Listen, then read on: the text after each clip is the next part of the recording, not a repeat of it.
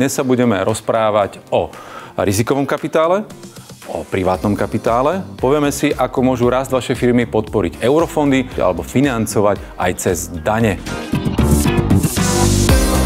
V tomto programovom období sú podporované projekty, ktoré sú zamerané na nejakú inováciu výrobných zariadení, nejaké energetické úspory. Je to zamerané na výskum, vývoj, takisto nejakú digitalizáciu. Pri superodpočte to funguje tak, že najprv tie náklady musím vynaložiť, to znamená, že musím najprv minúť tie prostriedky a potom štát mi umožňuje v istej forme a v istej výške tieto prostriedky dostať späť práve formou úspory na dani z príjmu. Sme niečo ako privátna burza. Technicky to znamená, že v podstate sa môžete nejakým spôsobom zaregistrovať a prihlásiť o kapitál pre vašu spoločnosť alebo o úverové financovanie.